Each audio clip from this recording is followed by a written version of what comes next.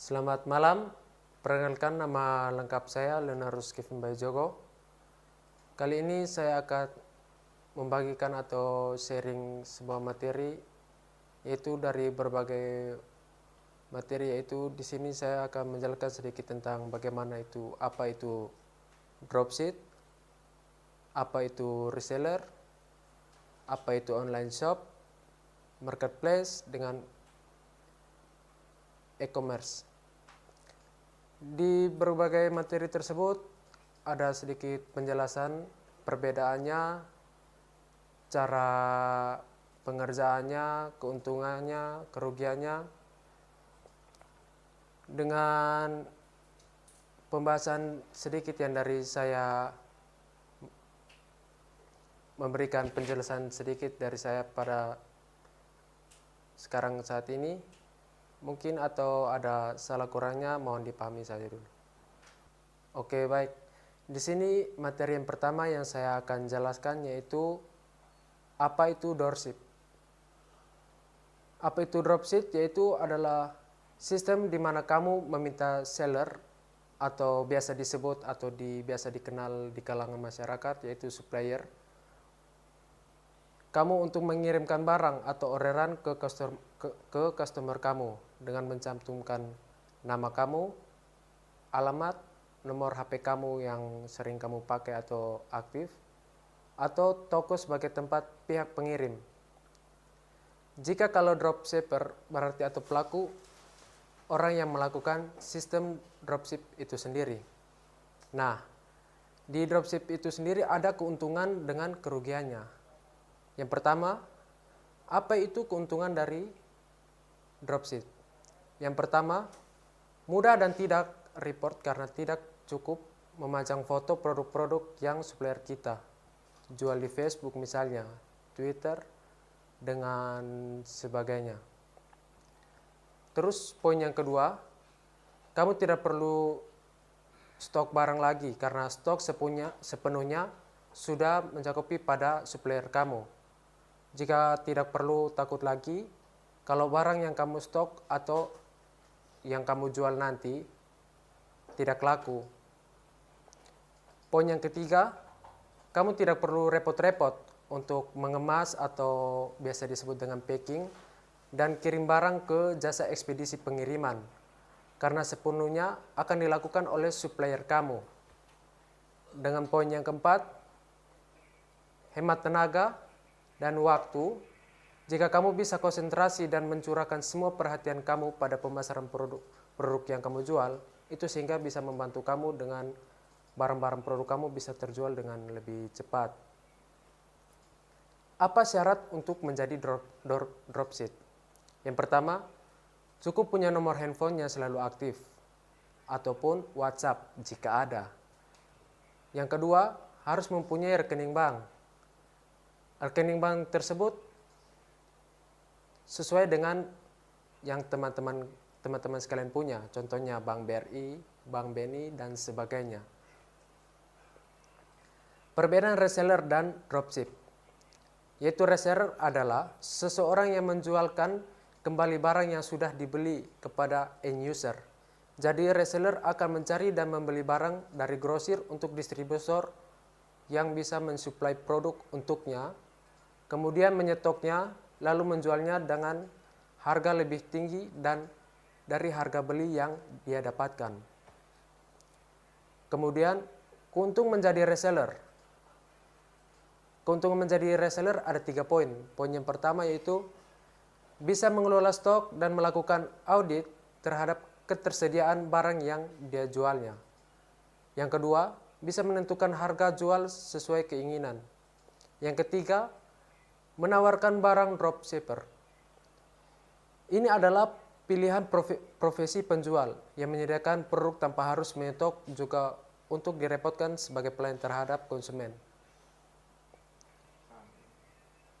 Lalu poin yang berikut adalah keuntungan menjadi dropshipper. Yang pertama, tidak memerlukan modal.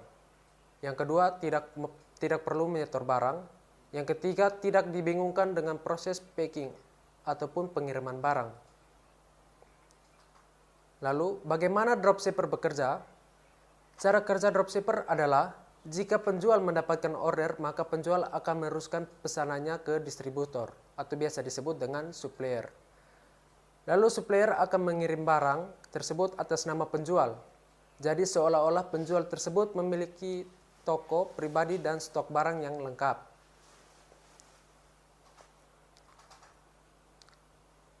Kemudian, kekurangan menjadi dropshipper. Yang pertama, kadang tidak memiliki produk knowledge yang baik karena produk tidak dimilikinya.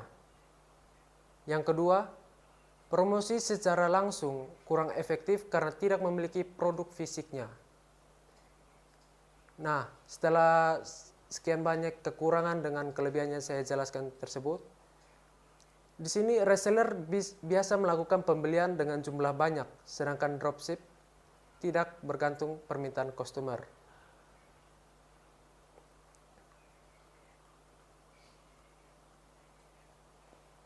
Lalu supplier akan mengirim barang tersebut atas nama penjual. Jadi seolah-olah penjual tersebut memiliki toko pribadi dengan stok barang yang ia miliki tersebut. Seseorang yang menjualkan kembali barang yang dibelinya kepada end user, jadi reseller akan mencari membeli barang dari grosir atau distributor yang bisa mensuplai produk untuknya. Kemudian menyetoknya lalu menjualnya dengan harga lebih tinggi. Contohnya, misalkan saya menjadi seorang supplier, saya akan memberikan produk ke seorang teman di mana ia akan tidak akan takut untuk barangnya terjual atau tidak. Karena stok yang dia jual tersebut adalah merupakan barang yang saya menyuplai ke dia. Jadi mungkin itu pemahaman sedikit dari dropship tersebut. Nah, dan di sini juga ada sedikit perbedaannya, yaitu di situ ada reseller dan dropship. Resellernya seseorang yang menjualkan kembali barang yang sudah dibelinya kepada end user atau orang yang memesan barang tersebut. Jadi, reseller akan mencari dan membeli barang dari grosir atau distributor yang bisa mensuplai produk untuknya. Kemudian menyetoknya lalu menjual dengan harga lebih tinggi dari harga beli yang didapatkan. Misalkan saya sendiri, saya ingin menyetok ini produk saya. Saya ingin menyuplai barang-barang tersebut, misalkan saya mengambil dari teman-teman saya, di mana saya menyesuaikan harga yang telah saya mengambil produk tersebut dari teman saya, kemudian yang lalu dibagikan ke saya, lalu akan saya pasarkan tersebut, di mana saya akan sedikit mengambil keuntungan dari harga produk awalnya, yaitu dari reseller. Dengan bagaimana cara untuk saya bisa mendapatkan keuntungan yang lebih besar dari harga sebelumnya, yaitu bagaimana cara saya untuk memasarkan produk tersebut. Bagaimana saya membanding-bandingkan atau berlomba-lomba untuk membandingkan produk saya dengan produk yang lainnya. Itu salah satu contoh untuk kita memasarkan sebuah produk. Keuntungan dari reseller menjadi reseller bisa mengelola stok, kembali lagi dengan apa yang sudah saya sampaikan tadi. Bagaimana kita cara memasarkan? Dengan bagaimana cara kita memasarkan barang tersebut, setidaknya kita sudah siap untuk barang yang kita jual tersebut atau penyediaan stok yang ada. Lalu bisa menentukan harga yang kita inginkan. Dan selanjutnya menawarkan barang produk tersebut agar di mana barang tersebut yang kita telah mensuplai dari contohnya teman saya tadi, agar bisa terjual dengan keuntungan yang lebih besar lagi. Kekurangan menjadi dropshipper. Nah, di sini karena tidak memiliki produk atau knowledge yang baik. Contohnya cara memasarkan. Cara memasarkan mereka itu tidak sesuai atau tidak sama dengan cara kita supplier yang langsung memasarkan ke dunia-dunia atau daerah sekitar kita. Dan promosi secara langsung kurang efektif karena tidak memiliki cara pemasaran yang lebih bagus dibandingkan supplier tersebut. Mungkin itu saja penjelasan sedikit dari saya. Nah, jadi yang selanjutnya di sini saya akan membagikan sedikit materi tentang apa itu reseller. Jadi reseller itu adalah sebuah kata yang terdapat dalam bahasa Inggris. Kata re dapat diartikan sebagai kembali dan kata seller dapat berarti sebagai penjual. Jika diterjemahkan ke dalam bahasa Indonesia, reseller kurang lebih artinya ialah penjual kembali, atau dengan kata lain, dia yang mensuplai barang dari produk-produk yang penjual sebelumnya, dan dia tangan kedua untuk memasarkan produk tersebut. Nah, cara kerja atau sistem kerja reseller. Seorang reseller membeli barang dari mana saja. Bisa dari pihak produsen, supplier, distributor, agen, toko grosir, dan sebagainya. Kemudian seorang reseller menstok berbagai barang atau persediaan yang akan ia jual kembali. Barang tersebut akan dipromosikan kemudian dijual kembali dengan harga yang lebih tinggi dari awal yang dibeli oleh reseller tadi. Contoh yang telah saya menyampaikan pada dropship tersebut tadi. Dengan demikian, menjadi seorang reseller sedikit banyak harus memiliki modal untuk membeli, menyetok barang yang akan ia jual kembali. Reseller tersebut terlebih dahulu membeli barang, entah itu membeli langsung di daerahnya tersendiri. Kemudian seorang reseller membuat sebuah toko online maupun mempromosikan barang melalui berbagai situs atau blog sosial media, dan mulai menjual barang yang dibelinya tadi dengan harga yang lebih tinggi dari harga awal yang pertama ia beli. Syarat menjadi seorang reseller. Untuk menjadi seorang reseller tentunya kalian harus memiliki modal yang cukup besar, memiliki uang atau dana yang digunakan untuk membeli agar bisa menyetok persediaan barang yang akan kita jual kembali. Selain membutuhkan uang, tentunya kalian harus ahli dalam sebuah memasarkan produk tersebut. Bagaimana cara menyampaikan, cara memasarkan agar orang yang baru pertama membeli atau pelanggan-pelanggan sebelumnya bisa tertarik dengan cara penawaran kita. Koneksi yang baik dengan berbagai supplier. Supplier tersebut tentunya nanti akan menjadi sumber utama dari barang yang akan kita jual kembali. Apalagi jika kalian menjadi seorang reseller di dunia maya, maka kalian juga sedikit banyak harus mengetahui tentang berbagai cara taktik atau teknik untuk ngeblog, berdagang di toko online, mempromosikan di sosial media yang teman-teman punya, segala jenis penggunaan media online lainnya. Hal tersebut dilakukan guna melancarkan aktivitas jual beli atau perdagangannya yang kalian lakukan di internet tersebut. Jadi pada intinya untuk kita menjadi seorang reseller, yang kita sangat membutuhkan adalah bagaimana kita bisa mengkoreksi kita diri kembali sendiri, di mana niat kita untuk berusaha atau berjual. Kemudian selanjutnya yang paling tentu adalah modal. Itu modal menjadi sasaran utama di saat kita untuk mau melakukan bisnis. Terus koneksi kita. Bagaimana koneksi kita terhadap orang-orang sekitar kita, di sosial media kita. Misalnya koneksi untuk menjadi seorang supplier, seharusnya kita mempunyai relasi ke teman-teman, kita bagaimana cara menyampaikan ke mereka agar mereka bisa tertarik pada produk yang ingin kita pasarkan.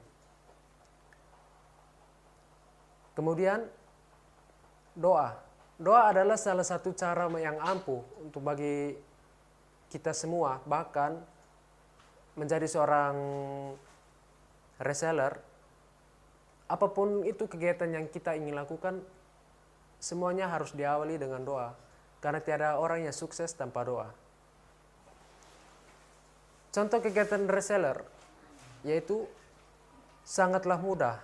Misalnya kalian membeli barang di sekitar daerah tempat tinggal kalian. Contohnya tadi sudah saya menjelaskan di dropship tersebut. Maupun membeli barang atau produk secara online. Sebut saja seperti kosmetik, mainan, aksesoris, tas, makanan atau minuman lainnya. Dan juga berbagai jenis pakaian seperti baju, sepatu, topi, dan sebagainya. Asalkan barang atau produk tersebut tahan lama dan tidak mudah rusak.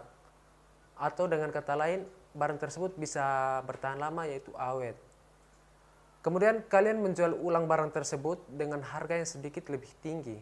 Baik itu menjual langsung di dunia nyata, lewat cara pemasaran kita tersebut tadi, seperti ke teman-teman, maupun menjualnya secara online lewat sosial media yang teman-teman punya.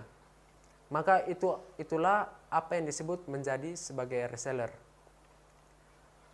Kemudian keuntungan menjadi reseller ya seperti keuntungan dari perdagangan lainnya, dari selisih harga jual dan harga beli yang kalian lakukan dalam perdagangan.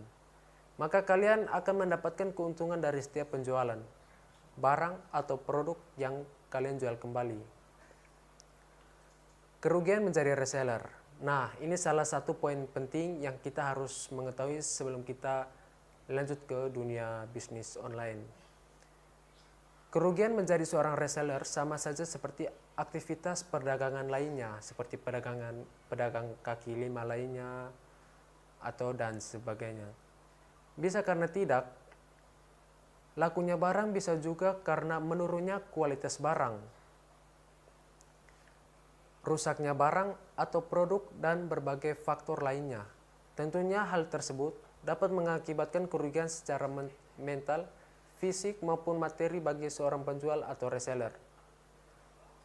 Untuk menjadi seorang reseller tidak mungkin jika kalian tidak menggunakan modal atau tanpa modal sama sekali. Karena tanpa modal sama sekali bagaimana kita bisa mau melakukan sesuatu bisnis kan? Sepeser pun bin gratis. Semua reseller sedikit banyak pasti membutuhkan uang untuk membeli atau menyetok barang yang akan dia jual kembali. Dan tentunya seperti aspek perdagangan yang lainnya. Setiap kegiatan atau aktivitas jual beli pasti mengakibatkan adanya keuntungan maupun kerugian. Hal ini tentunya berlaku juga di dalam kegiatan reseller ini. Jika hal-hal tersebut yang kita ingin hindari, setidaknya sebelum kita ingin menyuplai barang kita atau menyetok barang kita tersebut, poin yang pertama kita harus mengecek kualitas barang, di mana dia bisa menarik pelanggan dengan cara gaya atau model-model barang tersebut. Tapi belum tentu barang tersebut bisa awet atau tahan lama. Maka dari itu saya menyarankan teman-teman agar bisa melihat kualitas barang tersebut agar bisa dipasarkan ke dunia maya atau dunia secara langsungnya. Reseller merupakan orang yang membeli produk dari distributor atau supplier dengan harga yang lebih murah dari pasaran, dengan harapan mendapatkan sejumlah keuntungan dari penjual barangnya tersebut. Keuntungan menjadi reseller dapat menjual barang secara leluasa. Hal ini karena reseller memiliki stok barang tersendiri sehingga tidak bergantung sepenuhnya kepada supplier. Dengan begitu reseller juga dapat menjawab pertanyaan konsumen dengan lebih cepat mengenai stok barang yang tersedia. Tips menjadi reseller sukses atau untuk pemula menjadi seorang reseller. Ketika kita bergabung dengan sistem reseller yang perlu kita perhatikan, karena ada pemula, maka pertama yang harus dipelajari adalah kenali produk itu, bandingkan dengan produk yang lain. Serupa sudah berapa banyak iklan yang dilakukan oleh perusahaan atau reseller lainnya. Kata kuncinya yang sudah bertebaran di Google atau mesin pencari. Berapa persen komisi yang Anda dapatkan? Fasilitas apa yang diberikan pada Anda jika bergabung? Untuk mengenali produk itu, Rame baru terkenal dan bisa mengecek ke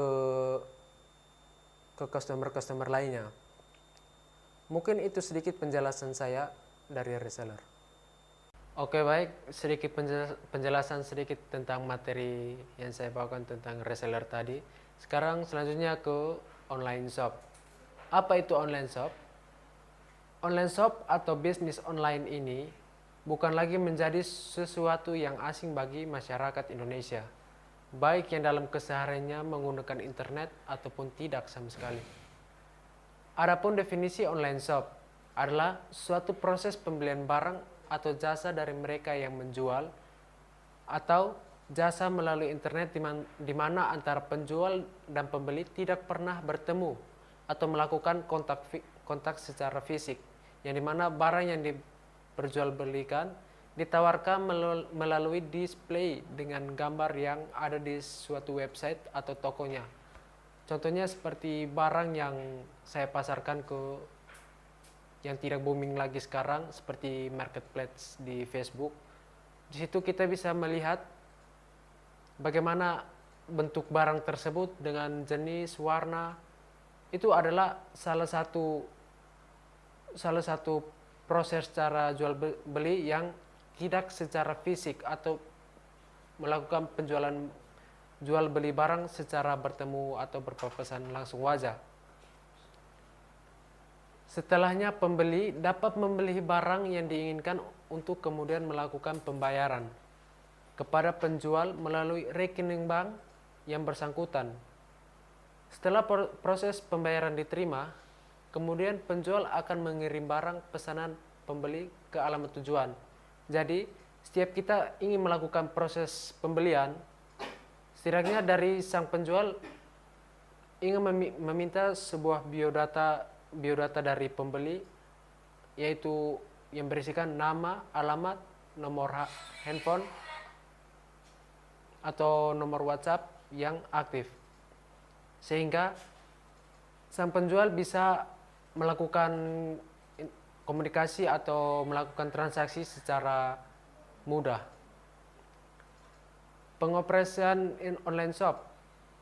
Dalam online shop terdapat tingkat-tingkatan dalam pengoperasian online shop, yaitu terdiri yang pertama, pengertian supplier.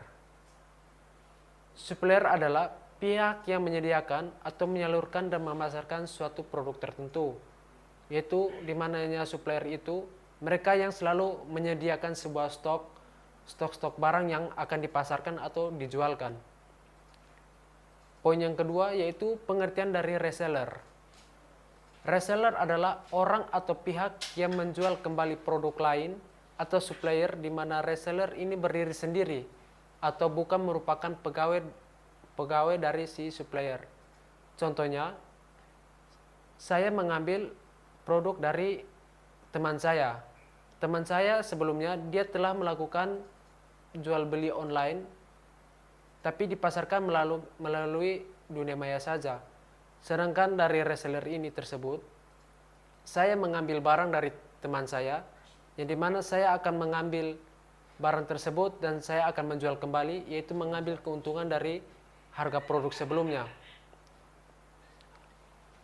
Poin yang ketiga yaitu pengertian dari dropshipper. Dropshipper tidak melakukan stok barang. Mereka hanya memamerkan atau memajang foto kepada calon pembeli, yaitu contohnya menampilkan sebuah foto yang dimana suatu bentuk fisik dari produk yang mereka ingin pasarkan. Jika ada yang membelinya, maka barang dikirim dari supplier ke konsumen secara langsung, namun atas nama dropshipper. Beberapa keuntungan dropshipper yaitu dropshipper mendapat untung atau fee atas jasanya memasarkan barang milik tidak membutuhkan modal besar untuk menjalankan sistem ini. Sebagai dropshipper, Anda tidak perlu menyediakan kantor dan gudang barang. Dapat terbebas dari beban pemesanan dan distribusi produk. Salah satunya faktor penting dalam pengoperasian online shop adalah faktor etika saat memilih produk yang akan dijual. Beberapa kategori produk yang dapat dijual atau memiliki penjualan retail terbanyak, sepertinya fashion, contohnya pada zamannya sekarang yaitu pakaian, barang elektronik, produk lain-lainnya seperti makanan, produk kesehatan, perhiasan, alat olahraga, dan lainnya. Sedangkan di Indonesia, riset yang dilakukan Veterans dan Daily Social juga menunjukkan banyak kemiripan mengenai produk-produk primadona yang dijual melalui internet di Indonesia. Berikut ada beberapa cara untuk menerima pembayaran pemesanan secara online. Yang pertama, melalui pembayaran atau via transfer. Transfer adalah kegiatan jasa bank untuk memindahkan sejumlah dana dengan jumlah tertentu dari perintah si pemilik rekening atau seseorang yang ditunjuk sebagai penerima transfer. Kemudian jasa pengirim uang secara online. Maksudnya adalah jasa pengirim uang atau penerimaan kiriman uang secara cepat yang dilakukan lintas negara atau dalam satu negara. Dalam hal ini, pengirim uang membayarkan transfer ke penerima transfer dengan mata uang yang disepakati. Kemudian rekening bersama, atau dengan kata lain rekber atau rekening bersama adalah suatu instansi yang berperan sebagai perantara dalam terjadinya transaksi secara online. Lalu ada pula juga yang bernamakan COD, Cash on Delivery. Yang dimaksud dengan COD adalah kegiatan bertemunya penjual dan pembeli barang yang pemesanannya dilakukan secara online dan bertemunya di tempat yang telah disepakati oleh kedua pihak. Di tempat itu, penjual membawa barang yang dipesan oleh konsumen dan konsumen membayar barang yang telah dipesan. Contohnya, saya memesan barang kepada teman saya. Dia melakukan penjualan via online. Terus setelah saya memesan, kita telah menyepakati agar kita bertemu di suatu tempat, contohnya di kampus di Komoyulindo Kupang. Di situ kita saling bertemu dan di mana kita saling berpapasan langsung dengan secara kontak fisik, di mana saya melihat si penjual dengan barang yang telah saya pesan melalui via online. Dan di situ juga sekaligus termasuk dengan tempat transaksi pembayaran tersebut. Lalu pada umumnya transaksi yang sering terjadi di Indonesia adalah dengan melakukan transfer bank. Hal ini ditunjuk dengan penelitian yang dilakukan oleh Veterans dan Daily Social yang menunjukkan bahwa transfer bank adalah metode pembayaran e-commerce. Untuk menghindari rendah dan tingkat kepercayaan konsumen, maka owner online shop harus melakukan pengecekan terhadap produk-produk yang ia ingin pasarkan. Ada beberapa tahap atau beberapa cara agar kita bisa mengetahui barang-barang tersebut. Poin yang pertama di sini saya menyimpulkan bahwa info produk. Perlu ada informasi tentang barang yang jelas dan cukup rinci. Karena calon konsumen tidak bisa langsung memegang dan melihat secara langsung barang yang akan dibeli. Informasi ini mencakup foto produk atau pilihan warna. Dengan menggunakan foto, info ukuran produk, info bahan dan info pengecekan jumlah barang yang tersedia. Poin yang kedua yaitu harga yang kompetitif. Konsumen online shop biasanya akan lebih mudah membandingkan harga di suatu online shop dengan online shop yang lain atau di toko offline. Kemudian jasa pengiriman. Jasa ekspedisi atau pengiriman seperti Tiki, JNE, Pos Indonesia termasuk beberapa jenis pengirim barang yang direkomendasikan karena calon pembeli dapat mengecek sendiri ongkos kirim, cek keberadaan barang sampai di mana dengan menggunakan nomor pengirim atau estimasi sebagai barang ke konsumen lewat website yang disediakan oleh ekspedisi. Lalu membuat jasa kurir sendiri, alternatif lain adalah membuat jasa kurir sendiri untuk melayani pengiriman lokal, misalnya hanya di kota Jabodetabek, Jakarta, Bogor, Tangerang, Bekasi. Untuk pembayaran bisa ada beberapa alternatif. Umumnya akan memudahkan konsumen untuk melakukan pembayaran dengan beberapa pilihan pembayaran. Pengemasan atau dengan kata lain biasa disebut dengan packing adalah salah satu ujung tombak pemasaran, bukan sekedar bungkus pelindung, tetapi bagian dari pendekatan terhadap konsumen. Aspek terpenting dalam desain packing adalah label dan identitas produk tersebut, di mana kita bisa melihat secara fisik barang-barang tersebut. Mungkin itu saja sedikit penjelasan tentang online shop. Selanjutnya saya akan menjelaskan sedikit materi tentang apa itu marketplace. Apa itu marketplace? Marketplace adalah perantara antara penjual dan pembeli di dunia maya.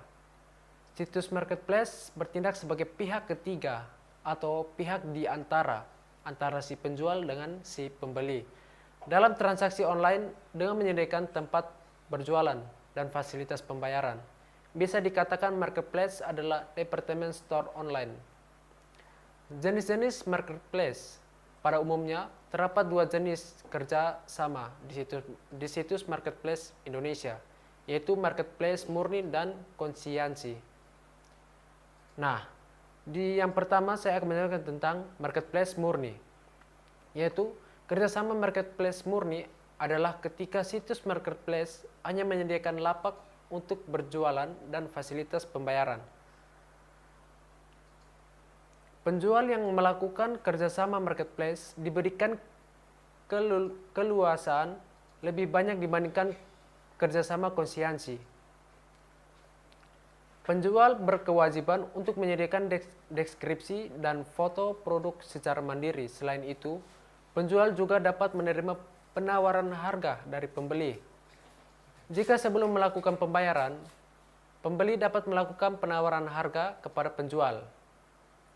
Setelah mendapatkan harga yang disepakati oleh kedua belah pihak, pembeli bisa mengirimkan sejumlah uang ke rekening yang disediakan di marketplace.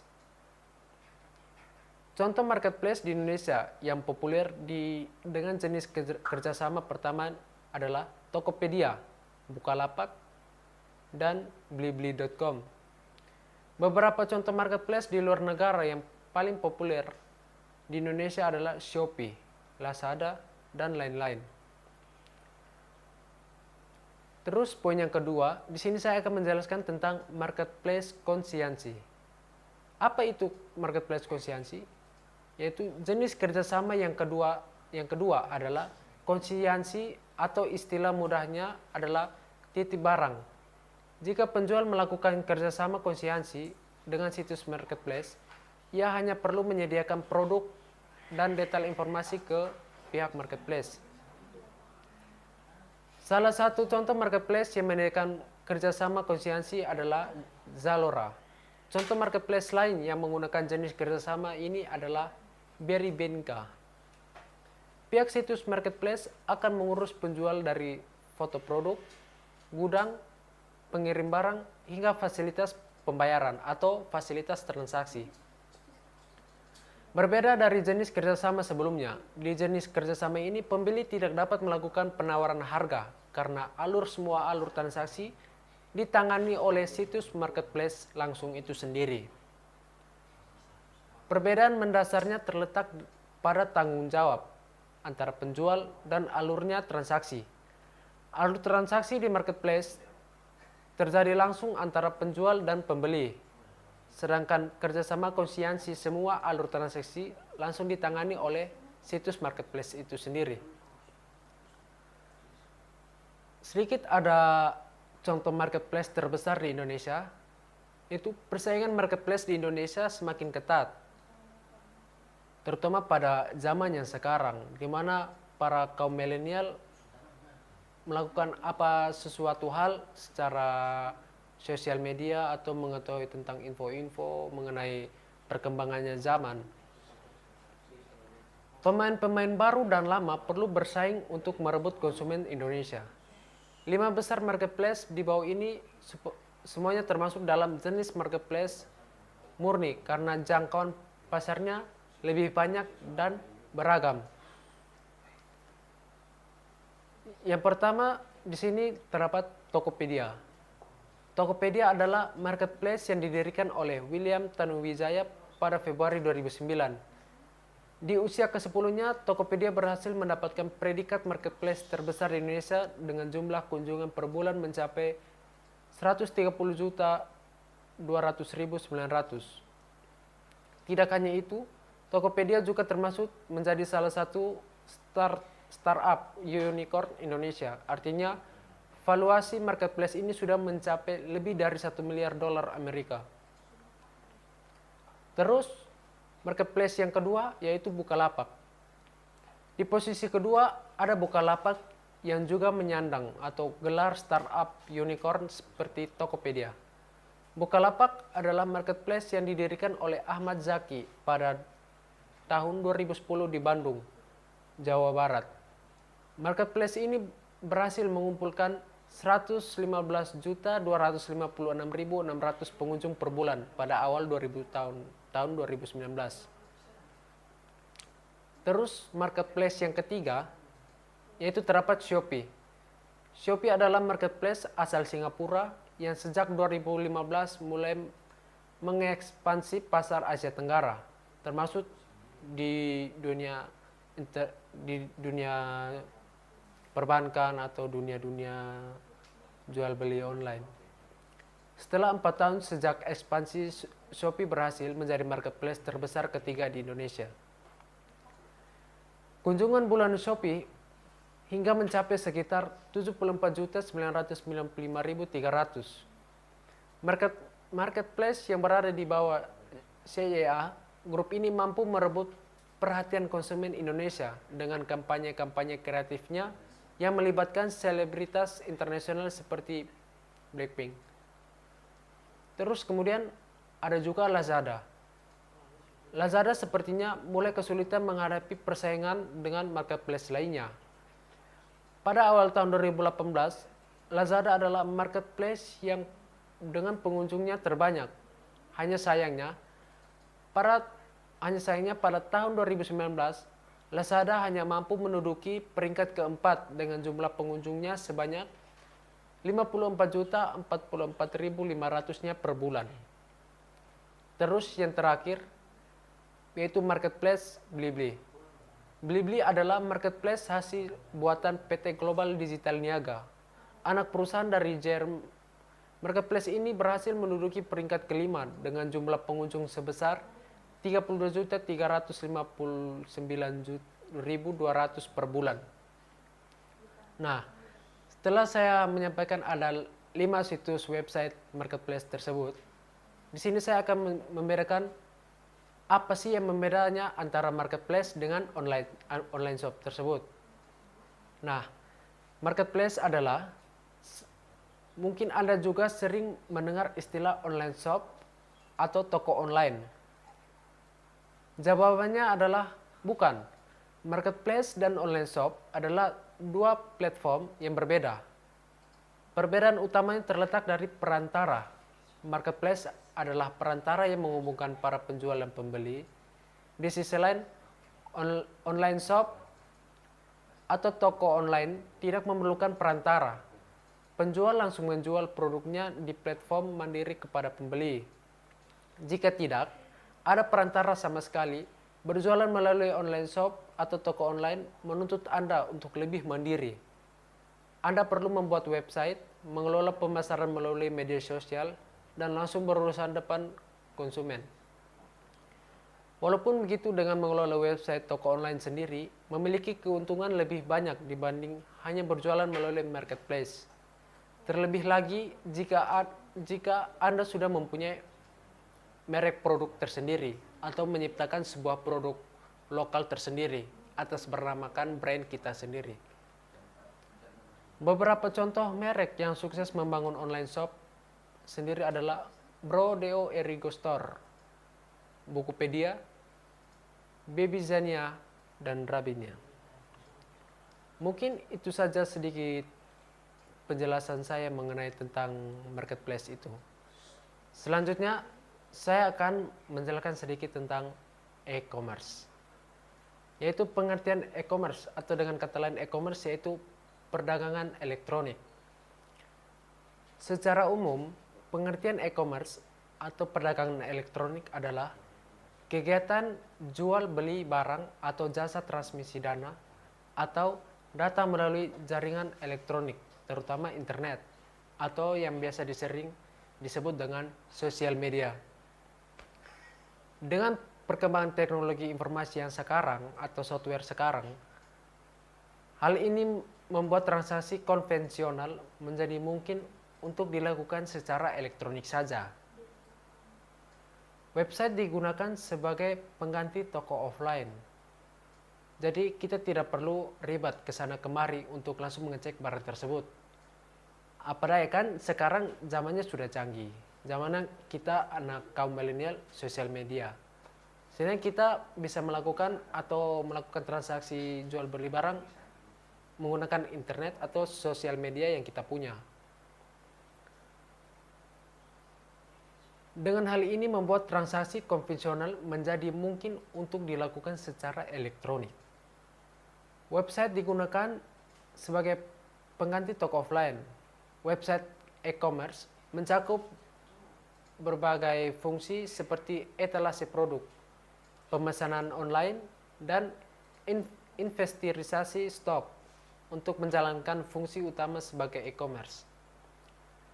Software yang digunakan terpasang pada server e-commerce dan bekerja secara simultan dengan sistem pembayaran online untuk memproses transaksi jual beli.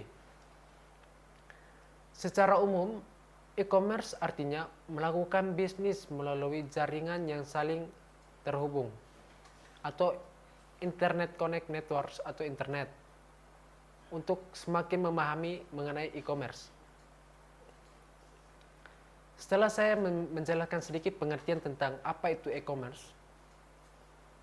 kiranya Anda bisa menyimpulkan bagaimana cara kita untuk bisa langsung mengecek barang atau mengetahui fisik kondisi barang itu tanpa perlu kita harus ribet-ribet ke toko offline saja. Setelah itu, di sini saya akan lanjut menjelaskan sedikit beberapa contoh dari prakteknya e-commerce. Yaitu menerima pembayaran kartu kredit untuk transaksi penjualan online, menghasilkan pendapatan dari iklan online, pertukaran saham melalui broker online, penyaluran informasi kepada perusahaan melalui internet, penyaluran manufaktur dan distribusi dengan partner melalui eksternet, melakukan penjualan produk digital melalui website. Transaksi e-commerce terjadi pada banyak ruang lingkup melalui dari bisnis ke bisnis, bisnis ke konsumen, hingga konsumen ke konsumen dan konsumen ke bisnis. Istilah e-commerce atau e-business sering digunakan secara bergantian juga dengan istilah e-tail dalam referensi proses transaksi belanja online. Sejarahnya e-commerce. Awal mula perjalanan e-commerce dimulai dari tahun 1960-an ketika bisnis mulai menggunakan Electronic Data Interchange atau EDA untuk berbagi dokumen bisnis dengan perusahaan lain. Pada tahun 1979, American National Standard Institute mengembangkan AXTX12 sebagai standar universal bagi pebisnis untuk berbagi dokumen melalui jaringan elektronik. Setelah jumlah individu yang saling berbagi dokumen elektronik tumbuh pada tahun 1980-an, pada 1990-an munculnya eBay atau yang berjudulnya dan juga hadirnya si Amazon. Sejak tahun 1960-an hingga kini E-commerce telah berkembang dan memiliki berbagai macam jenis, mulai B2C yaitu Business to Consumer atau B2B Business to Business, dan yang terbaru adalah O2O, Online to Offline. Setelah saya menjelaskan sedikit dari beberapa contoh e-commerce, sekarang saya akan menjelaskan aplikasinya si e-commerce ini. E-commerce dilakukan dengan menggunakan berbagai aplikasi seperti email, katalog online, dan shopping. Semua hal tersebut, transaksi bisnis ke bisnis dan pemasaran menggunakan email dengan sebagai media pasarannya itu menggunakan iklan yang tidak diinginkan atau biasanya dianggap spam oleh para pengguna seperti biasanya. Email-email ini dikirimkan kepada konsumen dan prospek bisnis. Sama halnya dengan mengirimkan newsletter kepada pengguna yang sudah berlangganan. Saat ini, lebih banyak perusahaan yang mencoba menarik perhatian konsumen langsung secara online dengan menggunakan alat promosi seperti kupon digital, pemasaran melalui media sosial, dan iklan bertarget. Ada pula juga banyak manfaat yang bisa didapatkan dengan e-commerce tersebut. Seperti cepatnya kita mentransaksi sebuah barang yang kita ingin pesan, yang kita pesan melalui online, dan juga ketersediaan barang dan jasa. Kemudian kemudahan mengakses bagi konsumen dan kemampuannya menjangkau konsumen secara internasional. Namun bukan berarti e-commerce tersebut tidak memiliki kekurangannya. Misalnya saja pada saat pembelian barang, konsumen tidak bisa melihat atau menyentuh langsung produk yang dibelinya. Selain itu, konsumen juga harus menunggu agak lama untuk bisa mendapatkan produk yang dibelinya. Pasar yang dihasilkan oleh kegiatan e-commerce tersebut selama ini terus bertumbuh dengan perkembangannya sosial media yang sekarang. Penjualan barang dan jasa secara online menyumbang lebih dari 1/3 dari total pertumbuhan penjualan retail Amerika Serikat pada tahun 2015. Kegiatan penjualan melalui website di US mencapai nilai $340 miliar pada tahun 2015. Jumlah tersebut meningkat sebanyak 14,6% dibandingkan dengan tahun-tahun sebelumnya. Sementara diproyeksikan akan meningkat setiap tahunnya. Bahkan pada tahun 2019 bisa mencapai $354,95 miliar. Statista 2016, atau di sini saya akan menjelaskan sedikit tentang statistik kegiatan e-commerce dengan pencapaian mereka tersebut per tiap tahunnya yang nominalnya mencapai dalam kurs dolar Amerika. Meningkatnya kegiatan e-commerce memaksa para ahli IT bergerak melampaui desain infrastruktur dan pemeliharaan website. Selain itu, e-commerce juga mempertimbangkan sebagai aspek untuk menghadapi kebutuhan konsumen seperti privasi data mereka.